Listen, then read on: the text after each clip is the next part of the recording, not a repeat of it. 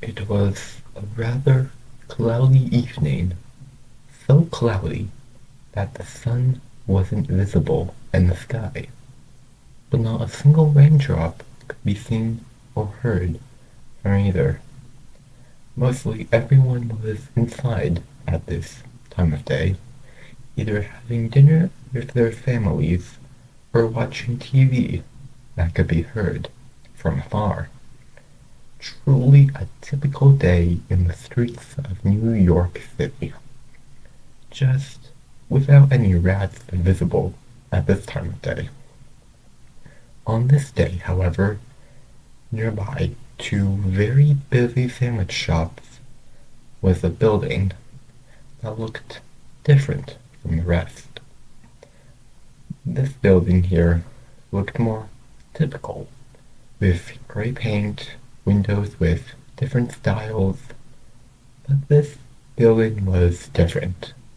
It looked black from the outside, with plain red flags hanging from it, and was the tallest building on the street, with it overlooking some of the streets past the one it rested on.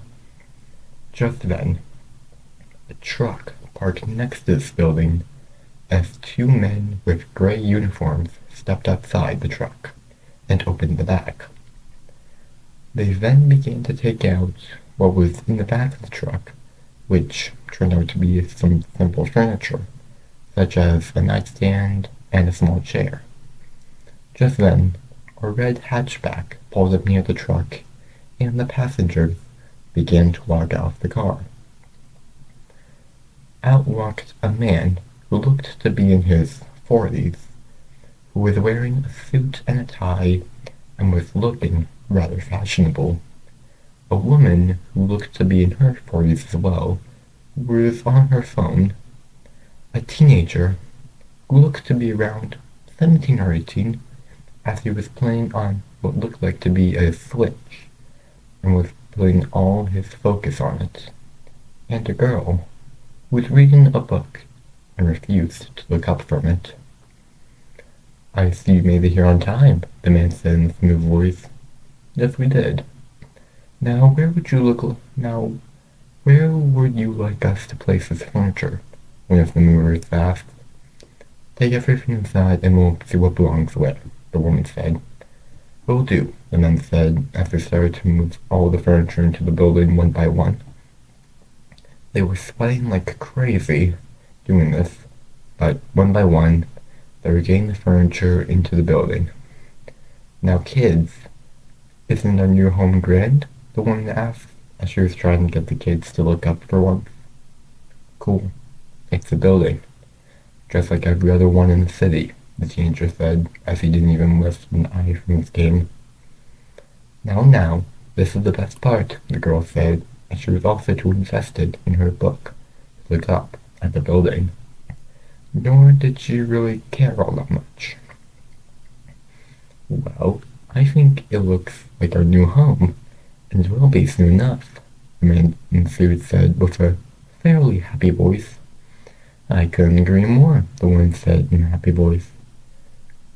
"Will you two can it with the couple talk?" the teenager said.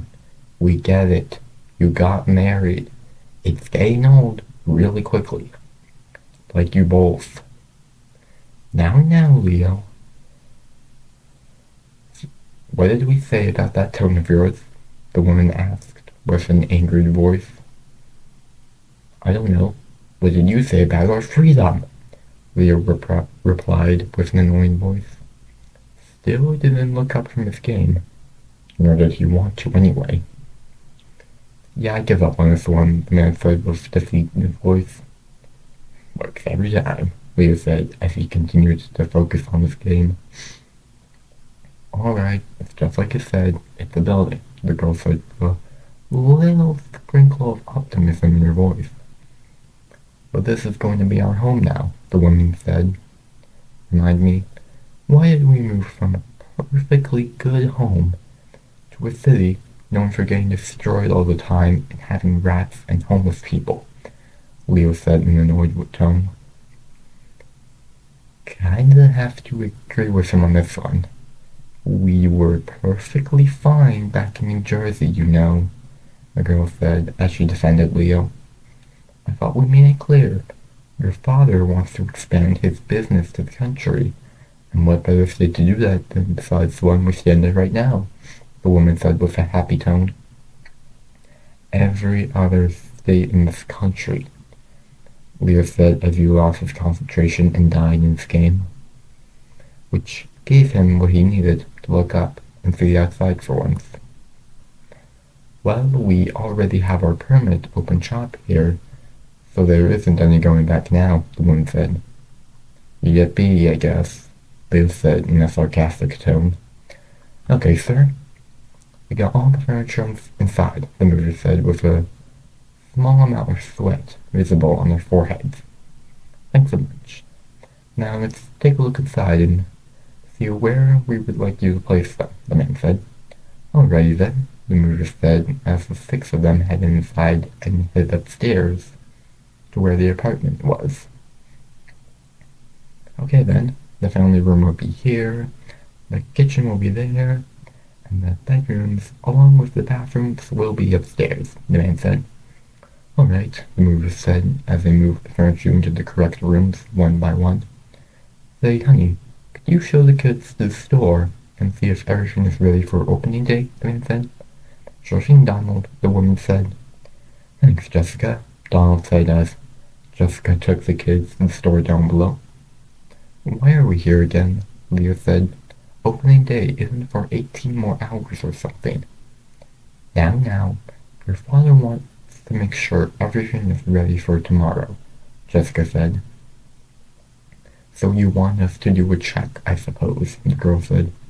"That's right, Alex," Jessica said. The 3 of them then did the final check of the store, and everything was ready for tomorrow. Around this time as well, the movers had moved the furniture into their spots and headed out. The 4 of them then went to bed in their new home and were ready to open tomorrow, not aware of who they were about to dominate.